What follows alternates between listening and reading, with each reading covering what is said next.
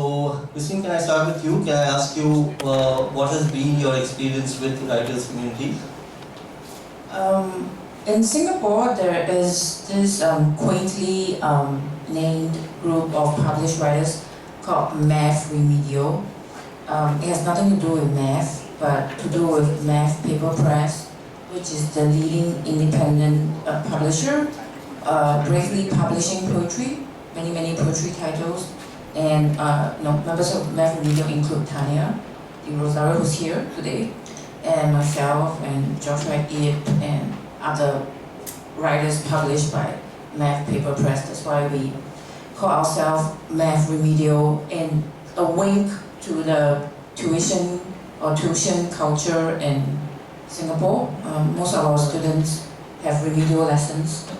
So we also need remedial lessons for poetry, and we meet once a month for that purpose. But we call ourselves Math Remedial because math used to be our publisher's worst subject, and he, wanted to make that a point. He has a funny sense of humor, as you would have noticed by now.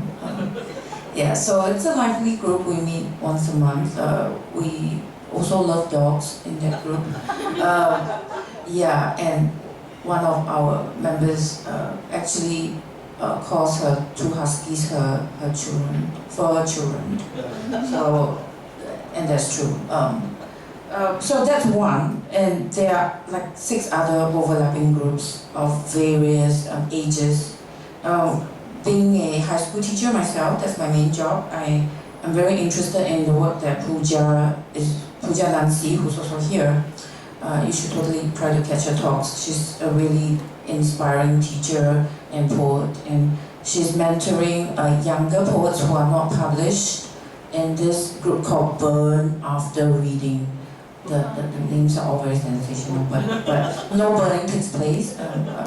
I'm glad to reassure you. And Burn After Reading, it was started in London by Jacob De La Rose and Jasmine Couret, who did a residency in Singapore, and Pooja took over the mentoring of the young writers after Jasmine left Singapore. And there's also the spoken word community. There are multiple spoken word groups, and they're all very lively, and definitely for the spoken word poets, burning, metaphorically takes place a lot more.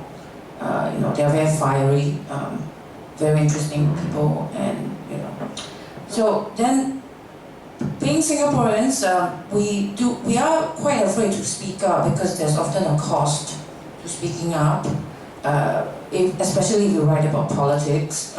So I'm really glad that there's this online writing community that's very democratic called Singapore Write More, which is modeled after the National Month of Novel Writing.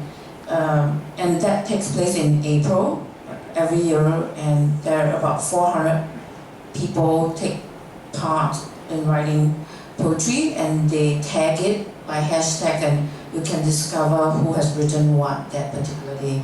They're writing prompts given by various people, and then people just write on it, and there's this orgy of poetry writing, which is quite scary, but interesting. And then, of course, I've mentioned about books actually, so it's a physical community in that it's linked to the bookshop in Tiong Bahru.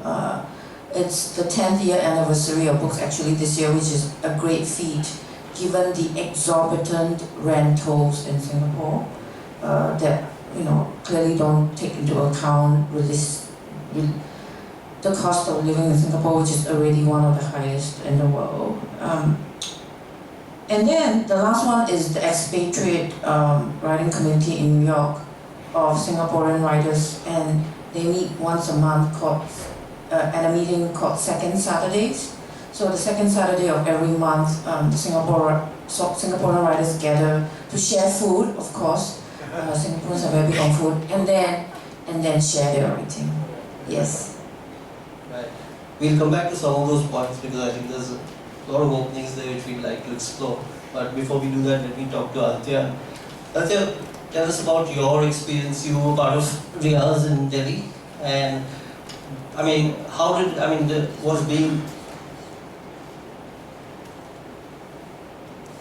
how did it shape anything about you in terms of a writer, being part of a writer's group there? Yeah, thanks. So, well, for me, finding a literary community has kind of started from scratch, because I mean, I studied law, then I was practicing law for about a year until I decided that I was going to write full time. And so from then on, I was in Delhi at the time, so I used to attend book launches and just get a sense of who's on the scene. Sometime after I published my first novel, I joined this group of writers in Delhi called Riyaz, and they used to meet in the British Council every second Thursday on paper, but it was actually much less frequent. But it was an interesting group. I mean, a lot of most writers who have lived in Delhi at some point have been part of Riyaz. And we used to bring in our work and get it, get feedback, get it workshopped. A lot of published books have actually come out of that, but it's now defunct. I mean, it kind of folded up just because people weren't meeting frequently enough. So this kind of what I take away from that experience is I think it's a very ideal thing for a writer to have a group of writers to which you belong. People who are objective in what they say about your work, and also your peers.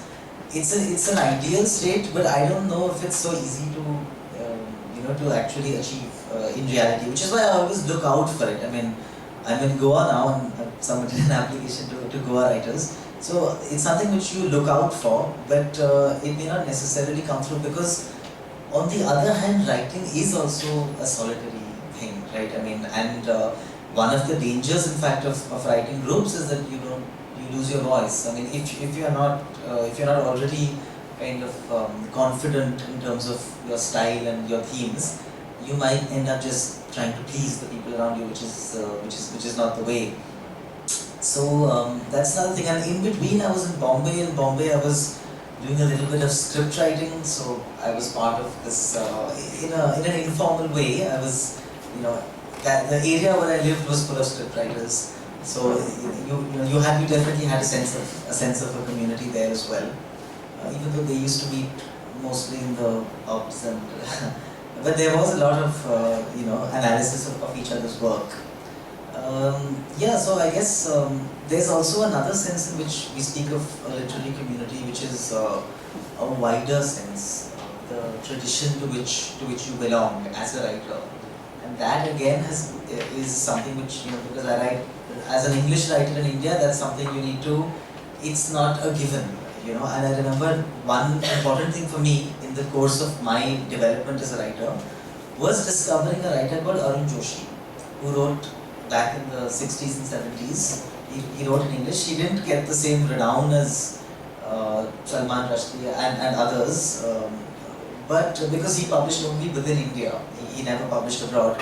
But when I read Arun Joshi, it seemed to me that okay, here is somebody whom I identify with entirely in terms of his themes. The fact that he's very overtly talking about the English-speaking community in India.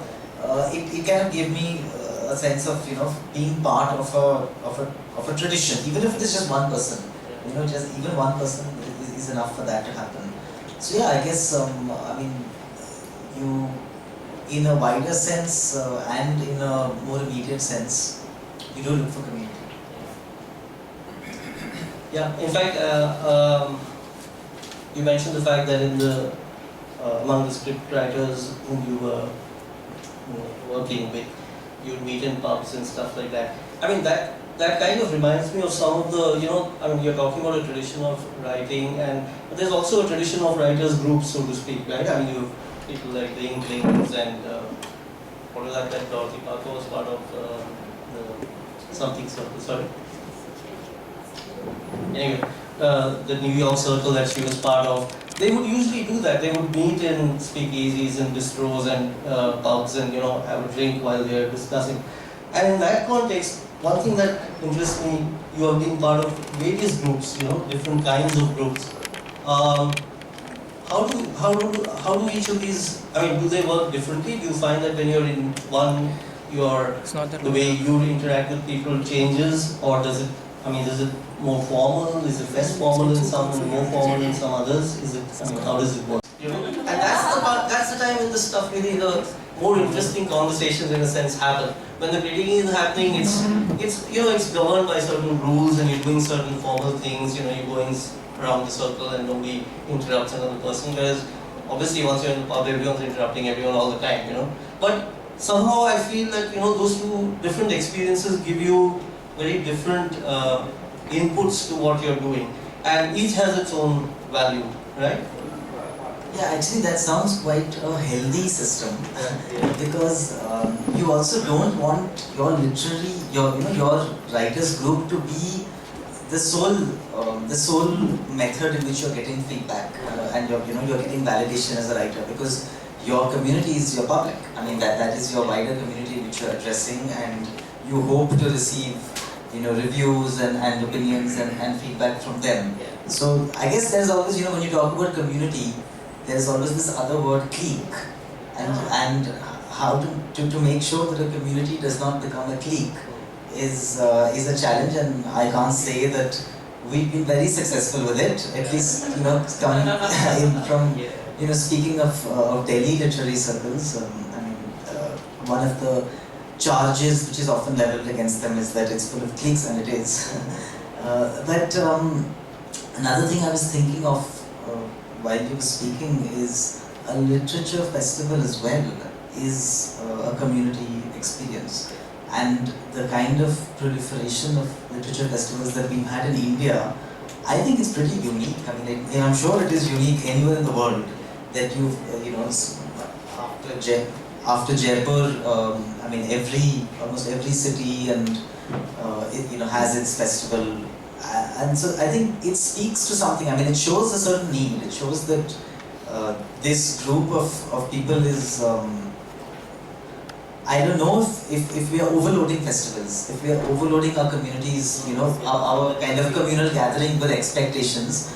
But if we are, I would think the reason is that we're not developing enough in this abstract public sphere in terms of getting kind of a critical energy between writer and reader without in the abstract, without actually physically getting together. In a literature festival, you all physically get together, right? Writers meet readers, but for a healthy literary scene, writers should be meeting readers all the time, at home when the reader is reading, and feeling a sense that these are people who are speaking to me. And I think maybe we are missing that. Maybe that's one reason why, of course it's good that we have festivals, but you don't want to overload festivals with expectations. Yeah, in fact that's one of the points that I did want to talk to you about, Christine. Here, as you can see, this festival is co-curated by the Goa Writers Group. You were telling me that in Singapore, it wouldn't be the groups like, writers groups who would really organize events and things like that. Here we do organize several. I'm not sure if Riyaz used to do something like that, not here. Okay. Can you tell us a little about that? What is the kind of system within which, say, a festival like this may be organized in Singapore? And what a writer's role would be in something like that?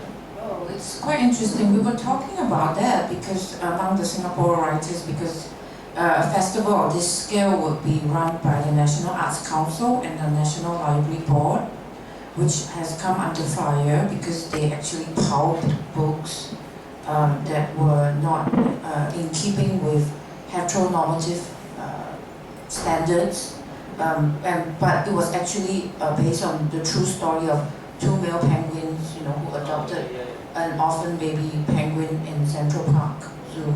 So that book was, deemed, corruptive or whatever. It's kind of absurd, but anyway, so the writers are consulted, but only writers that are in favor with the establishment, of whom I'm not one of them, because I write about political poems that are critical of the first Prime Minister, Lee Kuan Yew, and but I'm also very careful not to get banned. Because that would defeat the purpose of my publisher risking their hard-earned money in printing a book which is not likely to make much money. So I try my best not to make them lose money, as I've said earlier, and so I become quite canny in using Google. I have this poem called Lee Kuan Yew according to Google, and it's just made up of Google searches and what is said in the Google searches. But my arrangement of the words lead you to a certain conclusion. So, so you should, but I must say that the censors are not idiots, although they appear to be so. And they did get the message that I was not in favor of his reign or his methods. In fact, that's an interesting thing because we've had similar issues here more of late than we've had it all along, but we've had them more of late with the government coming in that's little less open to the kind of varieties of voices in culture and things like that. So tell me, does being part of a writers community, does that give you some amount of solidarity, political clout to allow you to speak out a little more? I mean, can a writers community have that kind of power in a situation like this? Definitely, a community like a book, like Aditya says, the critical mass principally needs to happen between the reader and the writer, because it's such a luxury to be at festivals. You get this warm, great feeling, but that's why printing was invented. So that you don't need the physical presence of the writer. So the book would sink if there was no review, if it was totally banned very easily. Although, to be fair, there was a book that had its funding withdrawn. The Art of Charlie Chan Hock Chai. Yeah, and that became a bestseller actually because they didn't ban it, but they clumsily withdrew the funding after awarding the funding, and so that became it became a great cause in the literary community. We all decided unanimously, almost to a man and woman, to claim that it's the book of the year, and we all think so. It is a masterpiece, and because of that. The community wants to, of course, although we have petty rivalries, as you wanted us to say, but not really. We were discussing before the panel, what juicy petty rivalries do we have in the Singapore community? I was like, I'm not sure we have, but we can make it up. We are writers after all. That's what we do, right? Make things up. But definitely, when the work is so stand out, we definitely have to give credit where it's due, and we banded together and made sure that the official ignorance was, combated. Aditya, your views on this? Yeah, I think it's very interesting because when you think of writers groups in the context of political movements or political stances, and of course I was thinking the same thing as you were, that's what we've been seeing here is a sudden coming together of writers politically, which I guess if there are literary communities and groups already in existence, that makes this much easier, for better or for worse, but I suppose for better as well. And the other thing I was thinking is, I remember when after the Charlie Hebdo attacks happened, PEN International, they had decided to give Charlie Hebdo an award for free speech, and there were about 20 writers who wrote a letter saying that they disagreed, they objected. And I mean, it was not very, I didn't think it was very edifying what happened afterwards, which is this kind of Twitter wars between Salman Rushdie and somebody else, and that to me was the kind of, it shows the sort of dark side of mobilizing together on issues, because as writers I mean, how can you not respect somebody else's point of view? And if it reaches a point where you're going to shame them for not doing the line, you've almost converted yourself into a kind of state entity, right? I mean an authoritarian entity, whereas the whole idea of coming together as writers was to resist authoritarianism. So yeah, that's just something I was just thinking about. The subject is interesting, and because it's something that you encounter, and I think we are going to encounter more and more in our political climate. I think the more interesting thing is that literary communities should not be restricted. We've touched on it because the community between the writer and the reader, but I'm sure with book clubs and other venues that readers have their own literary communities that we are not very much aware of, and even though we are fans firstly of reading before we became writers. So I'm always very interested in how we can, as writers, we are first readers, and therefore whatever I can do to make reading a more pleasurable, more inclusive experience, I would definitely want to do. Yeah, in fact, that's an interesting thing that, writers groups tend to be a little inward looking in that sense. You're really looking at writers, you're mixing with writers, but ways perhaps bring readers into the community, and that's where festivals and things count, is I think to be going in and out. One thing that struck me when you were first describing Riyaz, in fact, and that's perhaps true of you as well in some of the groups that you're with. When you have a situation where you have both, published senior writers as well as younger writers who just say, or people who haven't even written yet who want to write, how do the dynamics of that work?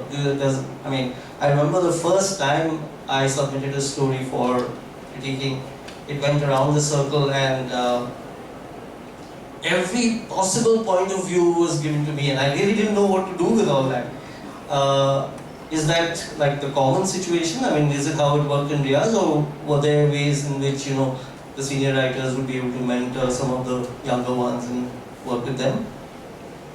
I think one thing is that seniority and being senior and being junior, that itself, there wasn't too much overtly, and I think that's how it should be.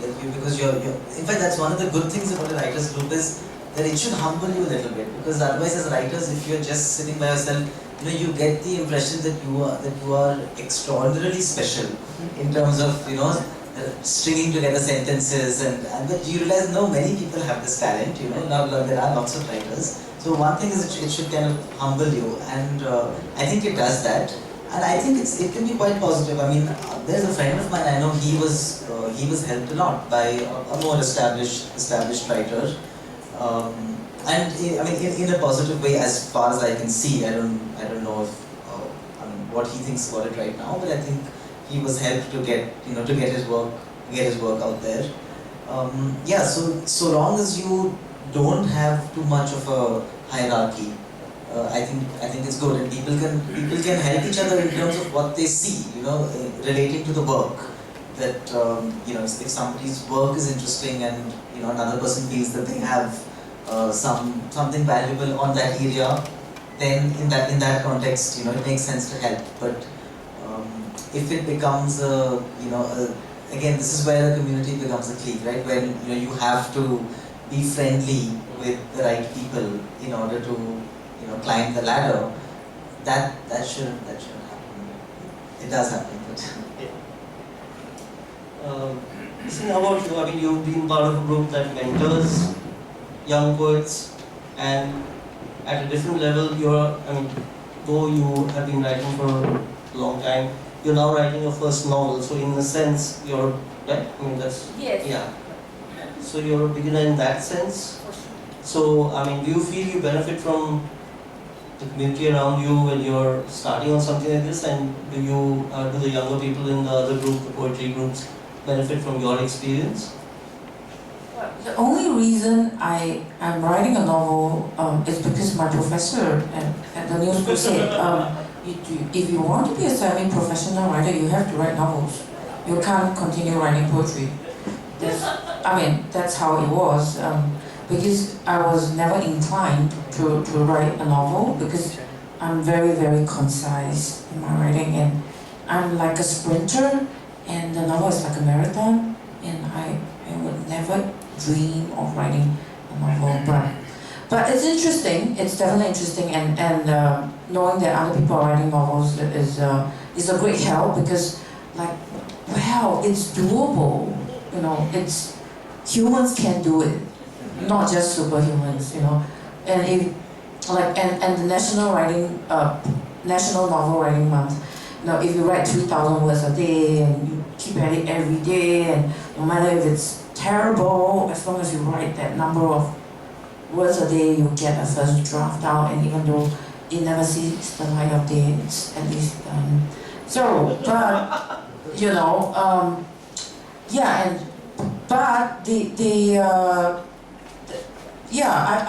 I would think that the reason that poetry is actually selling quite well in Singapore is that Singaporeans are time-starved and they don't actually have the capacity of time to sit with a novel. So the talk about Charles Corey, and he talked about the necessity of contemplation for any work of art, especially poetry. That there must first be silence and quietness before the poet can write. And I always think that there needs to be quietness in the reader first before he or she can read any sustained work. And modern life, especially in Singapore, we work one of the longest hours in the world. And as a high school teacher myself, I work 60 hours a week. So I think that it's really hard to find the time to contemplate and read, which is so necessary. It's soul food.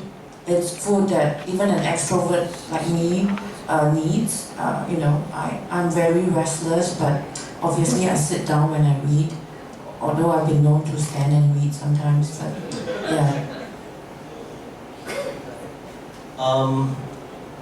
yeah. I was thinking the same. I think we have time for a few questions. Anyone keeping time? Or? Yeah? You have time for a few questions? Yes. Okay.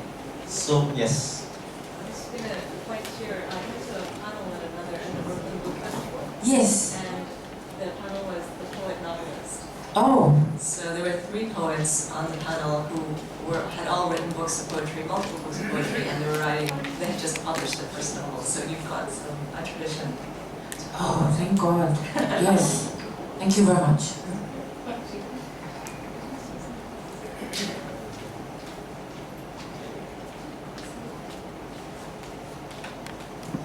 Just a question about the communities that occurred to me, because I'm reading George Orwell at the moment, his writings from the 40s, and he was one writer who was very particular, as Ramchandra Guha mentioned yesterday, about what kinds of loyalties, group loyalties you had. It could be to a party, or it could be to, in this case, a community of practice which has its orthodoxies. So I just wondered how both of you, Christina and Aditya, in relation to the relatively closed and small self-referential group that is writers in India, writers in Singapore, how do you deal with orthodoxy in the group? Not the orthodoxy of the regime, or of some societal force, religion, but your own. Yeah, it's a very good question, and it's a very kind of searching subject, because I personally don't feel part of a mainstream of Indian writers, in English, including the people with whom I would have been in class, in the writers group. So, as I said, I think that's it's not out of choice. I would like to be. I would like to have that sense that one is all together in something without having lost your personal kind of integrity or your own voice. But because I guess the groupism has not been so healthy in our scene, it's difficult. Yesterday I was just thinking. Yesterday when we after the inauguration happened, a bus was coming, right? A bus full of writers. And because I moved to Goa, I had come on my scooter. So I was following the bus on my scooter, and I was thinking to myself, this is quite an image. So I was thinking to myself about these things, and I do, but no easy solutions. Well, the very interesting thing, as I was listening and seeing that image, right, about the group orthodoxies and what is the gospel within the group, right, is that I've spoken many times about not losing money for the publisher, but there's a writer we despise within the writers group in Singapore, and that tells you the group orthodoxy, because this is a best-selling writer called Lang Leaf, and every math media poet hates Lang Leaf, even though she's a bestseller and very famous, and she's also an artist, although the artists would also disagree that she's an artist, but she sells so much.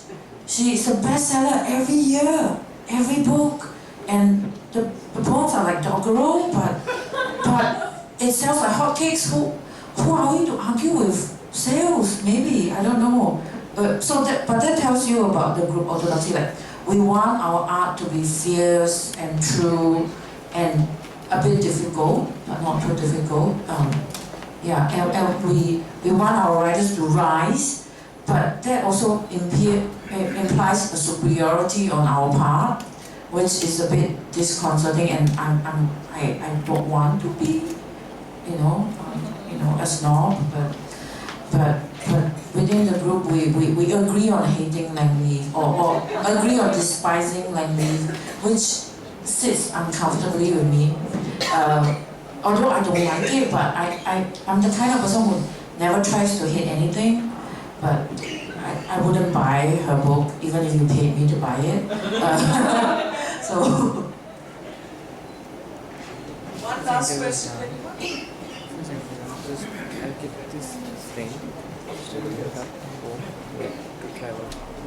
I'm a member of the Goa Writers Group, and one of the things I think of very often is leaving the group. It's like, you want to be of the world, but yet not of the world. There are times perhaps when you want to just go away from the group for some time and come back at some later stage, because you need some time alone, or you need not to attend the regular meetings and all that, and then come back. And then perhaps there will be some members who want to eventually leave the group and never come back. So do you see that happening in the groups, communities that you're part of?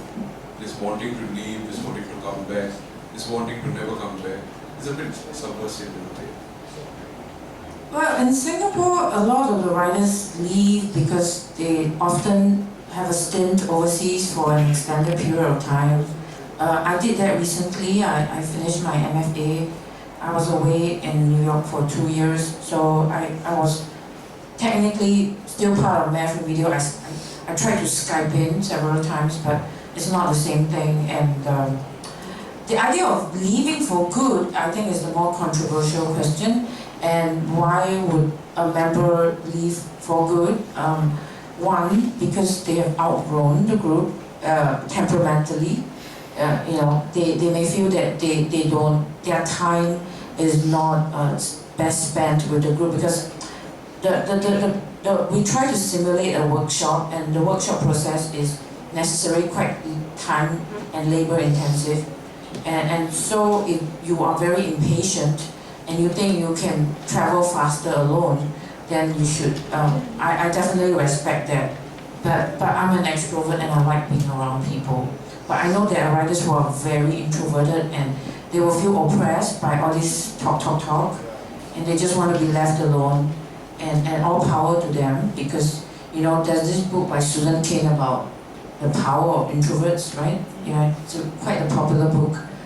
So there are certain things that introverts do much better than extroverts, so we should just leave them to it. Yeah.